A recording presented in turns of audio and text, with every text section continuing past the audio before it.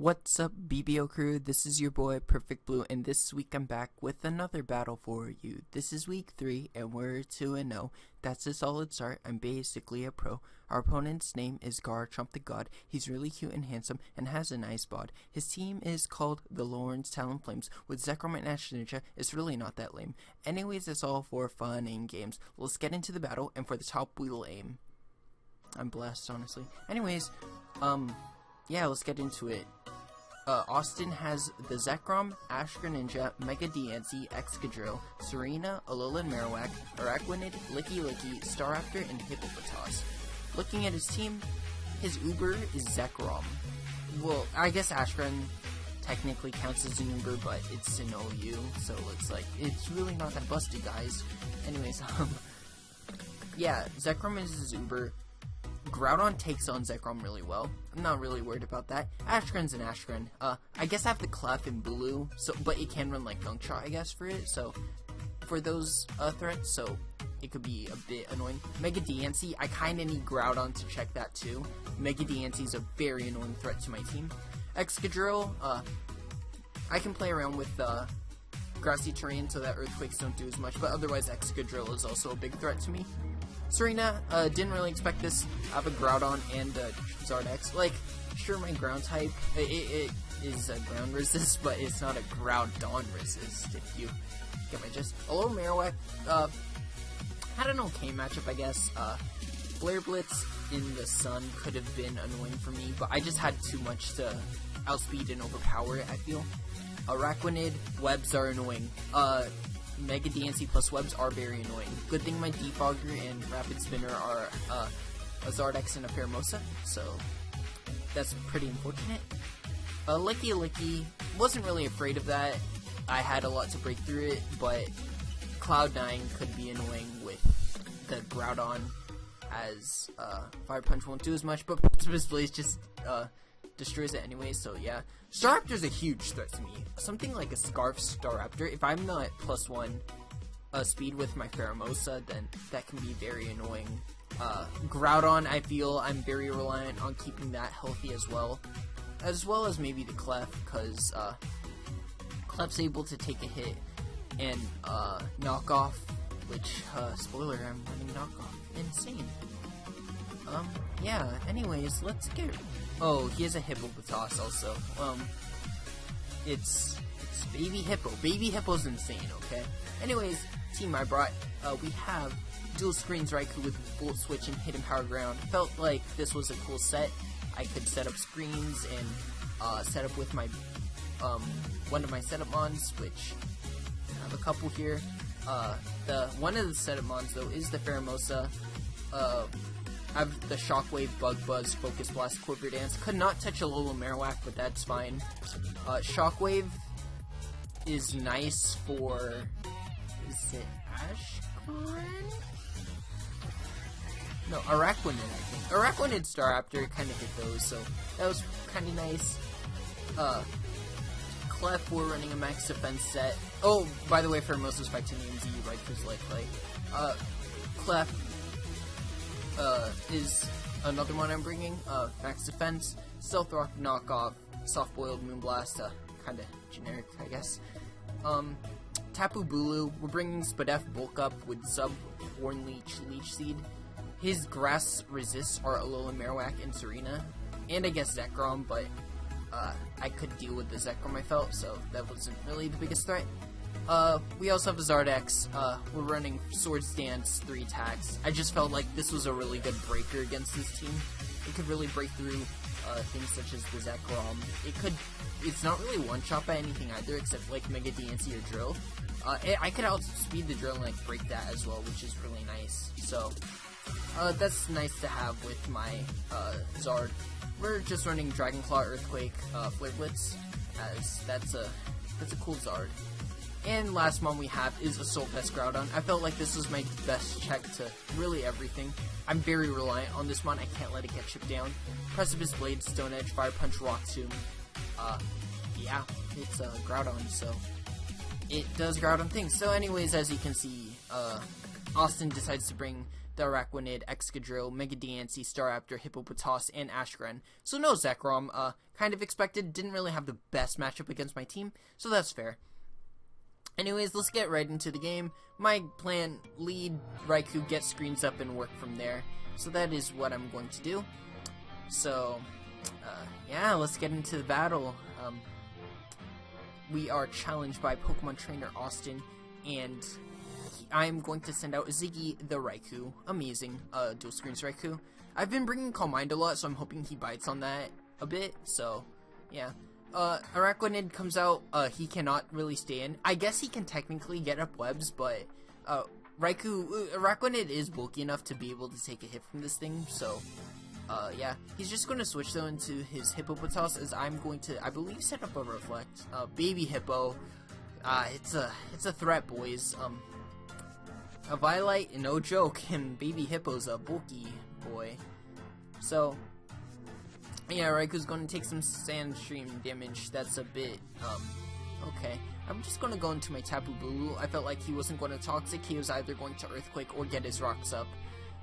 So I'm just going to go into Tapu Bulu and immediately threaten him out as he gets up his Stealth Rock. So that kind of hinders my Zard, but that's okay.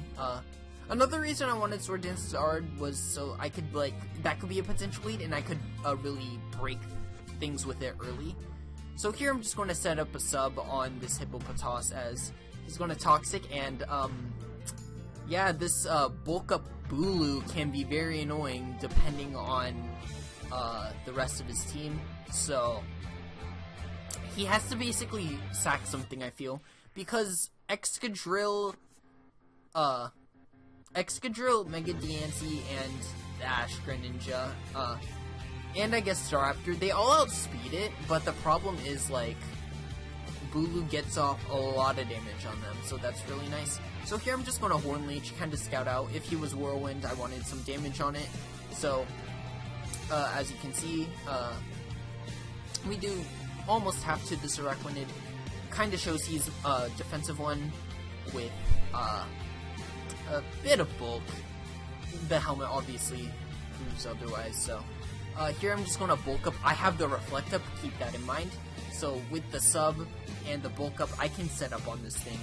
And if he's Poison Jab, that's a bit important, but I'm just going to Horn Leech the next turn anyways. Here he's going to get up his web, so I'm like, do you not have Poison Jab? Because if you don't, that's kind of great here. So what's going to happen is I'm +1 defense, I am behind Reflect. If he is not Poison Jab, then this Araquanid is basically setup fodder, which is really nice for my team. So here I'm just going to Horn Leech just in case he has the Poison Jab, and just made the aggressive play to get up webs there for his Diancie late game, because getting hazards up against my team is really annoying. But here he's just going to Leech Life, and I'm like, that's not good, because I'm +1 defense, plus a Reflect. That, if you're not attack invested, that Leech Life will do nothing really, so that's really nice to know. Have some information about that, as, Bulu, you know, grassy terrain with the leftovers, I can really just set up bulk ups on this thing, really get to +6 if I wanted to, because I'm behind the sub, so it's like, I don't risk the chance of getting crit or anything. I really don't lose anything by just setting up. Obviously, I can Horn Leech at any time, so if he wanted to go hard into one of his threats, that's completely, it's a very risky play for him. He's going to Leech Life again. I'm at +2 defense now, but, you know, the Reflect's still up, +2 defense. Sub's not going to be broken, so that's, really nice for me, as I'm able to keep up the sub against Araquanid. I really don't lose anything by clicking bulk up here. I can Horn Leech at any time, I guess, but, you know, why do that when I can just set up to +6/+6? So, yeah, Tablu Ooblu, he's going to Leech Life. That's the third one on this sub. And as you're going to see, with the Reflect and +3 defense now, Leech Life, you know, Araquanid, not the strongest thing, but I'm going to keep up the sub, so that's really nice for me, as he doesn't have leftovers or anything, so he can't really recover it back. But here I'm just going to bulk up again, so hopefully I can take the next Leech Life. If I don't, then I could just freely sub again. If he wants to switch into something on my sub, then he basically loses a Pokemon anyway, so it's like, that's really nice for me. But yeah, it's not going to break the sub, so Bulu just took like 4 Leech Lives. I know like I have defense boost and I had a Reflect Up for 3 of those turns, but man, Bulu's a bulky boy. So here I'm going to bulk up again, as I don't really lose anything by doing so. As the 5th one should technically break the sub. Like, I know Bulu's bulky, but has to break at some point, so Leech Life's going to come off as my sub's finally going to fade, so yeah, I could just really sub again though. He can't really crit me or anything because I am a subset. If he were to crit me, he'd have to continuously be critting me in order for him to technically 1v1 my Bulu with this Araquanid. But even so, I could just Horn Leech whenever I wanted to, so that's really nice for me. So Leftovers is going to come back. I lose nothing from going to +6. I could really just do that. If you wanted to like go into Scarf Staraptor and U-turn to break my sub, I could just sub on it again. So it's like, even if he crit my sub, then he takes a bit of chip if he Brave Birds, or if you wanted to U-turn, I could see what he goes into. So yeah, I don't lose anything by doing that. He's obviously getting a bit of health back. That's completely fine though, because Horn Leech is a cool move. I could have, you know, thinking about it, why did I run Leech Seed if I'm just going to be able to get up to +6, but it could have been nice for like Zekrom or chipping down a little Marowak, or just a more defensive mon that's just sitting in front of me. It could be nice for Bulu just to keep it healthy, but Horn Leech, you know, +6 Horn Leech is no joke, as this is looking really nice for us. So he's going to go into his Ashgren. Ice Beam will probably break the sub, even though we are max Spadef. It's Greninja is not the weakest thing ever, so it's obviously going to break the sub, and we can just Horn Leech here. And you know, +6 Tapu Bulu Horn Leech against a Greninja, I think it's a roll, honestly, because Terrain's not up. Oh no, it's going to obliterate the Ashgren. Not even an Ashgren yet, so see you later, Greninja. And he's just clicking things now. Kind of understands that he has to play for a crit here, but he's just going to go into his Excadrill, and oh yikes, he gets the crit. So that's a bit unfortunate for my Bulu. So Bulu goes down. It took 2 mons, but you know, Drill is really strong. So here I'm just going to go into my Groudon. Felt like it was kind of like, with webs and rocks up, I didn't really have much. I could have gone into Zard. Raikou wasn't really an option because I kind of lost to the drill, but I felt I could pressure him into staying in and like Rock Polish or something. I obviously am not a Rock Polish set, so here comes Baby Hippo, and I'm just going to Fire Punch. Felt like it was my best play. He had the Staraptor, so just in case he wanted to go into that on the Precipice Blades, we do get a crit there, so yeah, I'm insane. So Precipice Blade's going to come off, Hippo's going to barely live and get the Toxic off. And let me just say, this is really bad. I realize that kind of, if Groudon gets too weak, Mega Diancie, Excadrill, Staraptor, like, I don't really have the switch-ins for that. There's rocks up, there's webs up.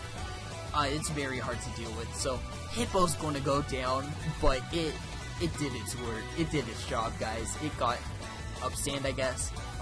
Toxic is nice. So here, he's going to go into his Excadrill, and is just going to Earthquake here. So,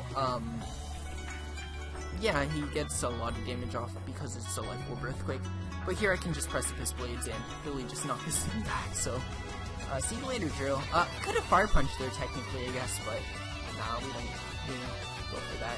So, anyways, Groudon is weakened, so that is very bad for us. So, he's going to go into the Staraptor.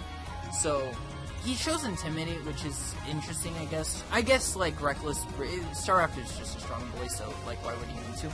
He's going to U-turn here, that's going to KO. Like, Groudon's bulky, but not that bulky, so, here he's going to go into his Mega Diancie, I believe. So, yeah, Mega Diancie comes in. Reminder stands up.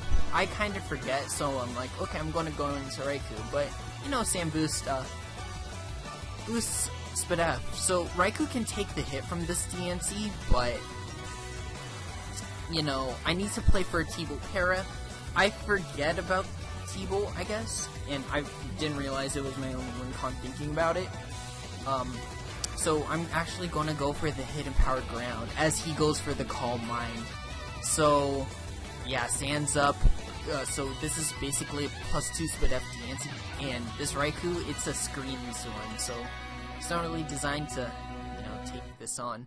I could have got up Light Screen, so that Clef would be able to take on the DNC, but, you know, it would have eventually been overwhelmed, and I would have just lost to Raptor in most cases anyways, so Raikou goes down to the DNC, and I have to go into Zard. I have to hope he's Moonblaster with power, not some Power Gem move set, but he is actually going to go for the Power Gem, as that's going to be very unfortunate. Zard goes down, and yeah, so we go from Bulu in a very good position to win the game to this +1 DNC. I have a Clef out now, and it's going webs, not like it matters, but yeah. So he's going to Moonblast here. It's going to be able to 2-shot because I'm in defensive Clef. Going to do a lot, actually, like, holy crap. Special attack drop, not that it matters at this point because he did outspeed my Pheromosa with the webs up. Didn't really matter, but, you know, just clicking Moonblast there, I guess. Last ditch effort, maybe I could get, like, a crit, split attack drop, and then Pheromosa can somehow live the Moonblast, like, I don't know. Anyways, Clef's going to go down, and it's going to be Pheromosa against Staraptor and DNC, but I am at 1-1 speed. And, you know, with Pheromosa's non-existent bulk, this is not looking good for me, as, here, DNC's going to finish me off with a Moonblast. So that is a GG to GarchompTheGod, aka Austin. Crit on Bulu was unfortunate, but I was kind of asking for it, to be honest. Like, I let Hazards get up, and that was ultimately my downfall. Letting Hazards get up, and then, just sitting there with Bulu. Like, Araquan, and I guess, like, Groudon getting weakened, I don't know, it wasn't the best game for me. Like, the Bulu was cool, but I felt like I could have set it up so, Bulu could, like, guaranteed win, or just be a solid breaker against this team. Crit's unfortunate, though, so not gonna complain about it. We are still 2-1.